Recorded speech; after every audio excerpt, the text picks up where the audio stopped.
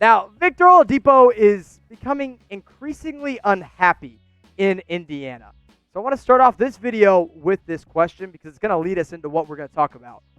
Where is Victor Oladipo going to play next season? Shout it out in the comment section down below. Make your predictions now because I can almost guarantee you it's not going to be in Indiana. The Indiana Pacers were swept in the first round by the Miami Heat. That was a pretty quick series. Now, the games were competitive, but the Pacers still fell to the Heat in the first round. And then Victor Oladipo and the Indiana Pacers went ahead and paused their extension talks in the middle of the year. They started talking about a potential extension, and they just never got around to it. Victor Oladipo said, nah, ain't going to happen. Now, the one thing about Oladipo is, yes, he's been an all-star before. He was an all-star twice now. But I just don't think he's the first option on a title-contending team. So what I'm going to do today is I'm going to break down 5 teams that would be perfect fits for Victor Oladipo. And I broke them down because the 5 teams that I'm mentioning already have 2 established players. They already have 2 guys ready to go, and Victor Oladipo can step in to that 3rd star role. Now, the tale of 2 different years for Victor Oladipo here is pretty obvious when you look at the stats. 2018-19, he played 36 games, gets voted into an All-Star game, but then that gruesome leg injury keeps him out for the rest of the year. He puts up 19 points per game, shoots it from 34% from 3, gets 5 boards and 5 assists. And then this year, he plays in just 19 games as he continued to recover. He scored 14.5 points per game, pulled down 4 boards and 3 assists, and he shot the ball worse at 31% from 3 in very limited time. Now, one team that I've already seen linked to Victor Oladipo and I think would be a solid fit for him, the Toronto Raptors, who right now are looking pretty strong in the NBA playoffs. Now, why does this work? Well, it works because he steps in and he can play the DeMar DeRozan role, which Raptor fans, Kyle Lowry, Norman Powell, Fred VanVleet all already know very well. Now, why it might not work is because the Raptors have a lot of free agents this offseason, and they could say, hey, we didn't win it all, or maybe they do win it all, and then they look to blow it up. But if they want to stay competitive right now, here's my trade proposal to get Victor Oladipo to Toronto. Now, it might take a lot, but I think it might be worth it. You trade OG Anunoby and Norman Powell, who I love. I mean, I love both of those guys a ton. But if you want to get something good, you got to give up something good. And then Patrick McCaw and Stanley Johnson just to make the money work there. Neither of those guys are real valuable assets. And you get Oladipo in return, TJ McConnell, who's been a solid backup point guard but has played very up and down minutes all year long. And not 1 but 2 second-round picks from the Indiana Pacers. I think this trade is pretty fair on all sides. Now, you look at what Toronto could look like next year if they bring in Victor Oladipo and if they bring back Marc Gasol. That's pretty fun. I mean, that team stays very competitive. I think you run a 3-guard lineup with Fred VanVleet, Kyle Lowry, Victor Oladipo, who's a bigger guard, and then you got Siakam, who is your star player, and Marc Gasol. So all of a sudden, you've got an established guard if they can get VanVleet back. They've got a veteran guard in Kyle Lowry. They've got now an established all-star in Pascal Siakam. And if 100% healthy, Victor Oladipo quickly becomes an amazing piece to this team. And maybe, just maybe, we could see them back in the finals for what could be a 3rd year in a row in 2021. But what do you think the Raptors should do? Because they're in a very weird in-between. They've got VanVleet, Marc Gasol, and Serge Ibaka all hitting the open market. They could just let all those guys walk, trade Kyle Lowry, and say, hey, we're going to build around Pascal Siakam, OG Anunoby. We're just going to tank it out. Or maybe you think they should keep building around those guys and keep trying to fight for that 1 or 2 seed. Let me know what you guys think the Raptors should do in the comment section.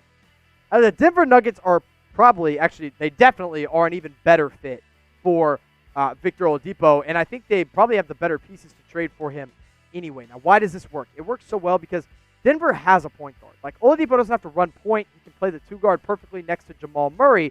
But the question is, for them, is 2 score-first point guards the answer there? Because Jamal Murray is not really a playmaker, and neither is Victor Oladipo. So then all of a sudden you have 2 score-first guards in the same backcourt. But let's say they say, hey, forget about it. We'll take as much talent as we can get. I think you got to give up Michael Porter Jr. in order to get Victor Oladipo. Now, I like Michael Porter Jr., but he's very injury-prone. And he doesn't really help you win a ton right now. Now, he's looked very, very good in the bubble. He's definitely won them a couple games. But if they want to win as many games as possible, you trade Will Barton, you trade Michael Porter Jr. Now, I put Kankar in there just to make the money work, and you get back Victor Oladipo. And this starting 5 rounds out and goes from an elite team in the West to an elite championship contender if Victor Oladipo is healthy. Murray and Oladipo in the same backcourt, that's 2 all-star level guards. Torrey Craig, I think you start him over Gary Harris because he offers so much defensively. Maybe you bring back Paul Millsap as the veteran power forward and stick, of course, the All-NBA and just incredible talent that is Nikola Jokic in the middle. Man, we got to get an updated picture for Nikola Jokic because he's still pretty chunky in that one. But you get Oladipo, Jokic, and Murray as your big three. I mean, that's title contention. Right now, they're elite in the West, but they could potentially be elite as title contenders with a healthy Victor Oladipo. Now, if Victor Oladipo does get traded, you can guarantee we're going to go live for it here on the channel, and you're going to miss it if you're not subscribed. We're at over 188,000 subscribers, trying to get to 190K before the end of the NBA Finals, and I think we can do it because I know you NBA fans love your NBA coverage. I'm going to be doing NBA coverage 365 days a year, going live whenever need be, and it is going to be a ton of fun. Now let's move on to my third best fit for Victor Oladipo, and it's the Dallas Mavericks. Now, why is this perfect? Because Luka and Porzingis are great. Luka's a great distributor. He's a great point guard. Porzingis, a great big man. But where's their third piece? Who is their third option? If you want an upgraded version of Tim Hardaway Jr., in his peak and when healthy, that's what Victor Oladipo is. Now, one reason they might not be able to do this is because they just don't have a lot of good trade pieces. They don't have a lot of great trade chips that they can actually use to make a move for Victor Oladipo.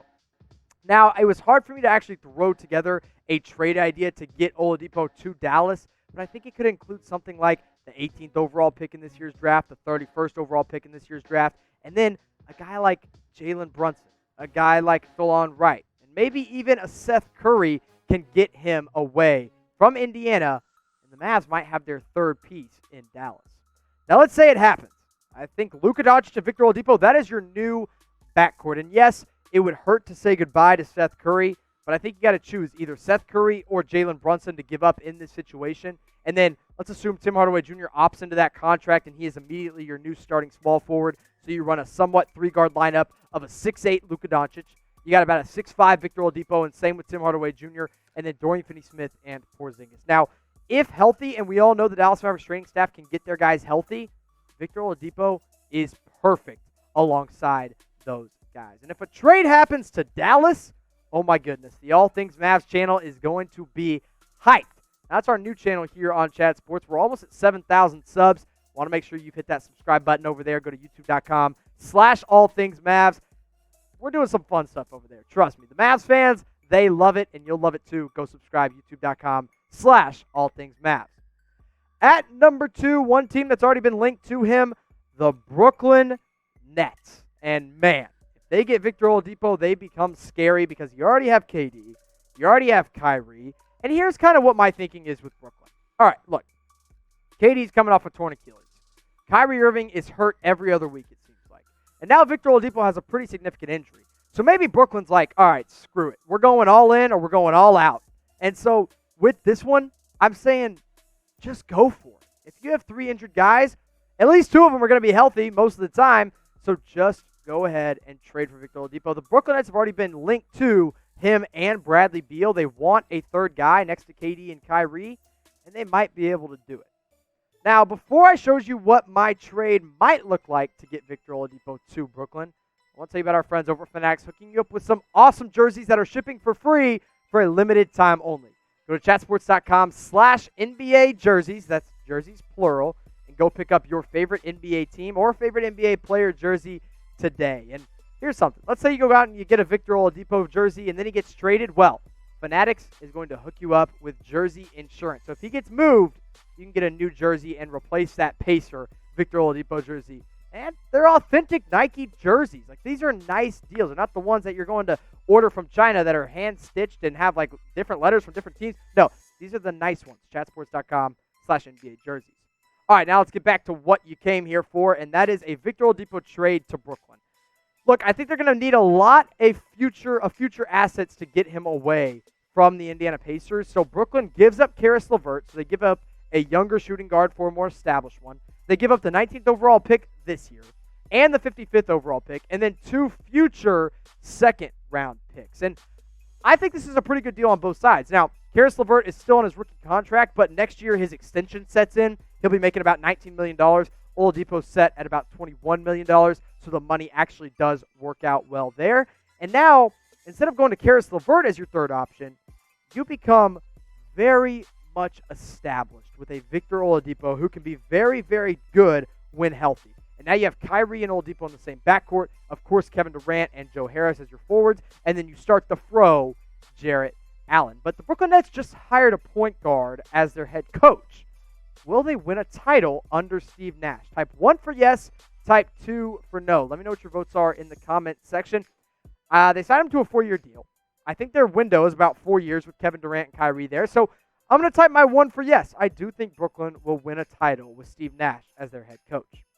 Now, the best fit for Victor Oladipo, the Miami Heat. And why is that? Well, because everybody else says so. Because they all say, hey, the Heat want Oladipo. Oladipo wants to go to the Heat, so why not make it work? But the only reason it might not work is because maybe Miami's like, nah, we want to hold on to our young guys like Tyler Hero and Duncan Robinson and Kendrick Nunn. But if they can get Oladipo and he can get healthy again, they begin to dominate the Eastern Conference.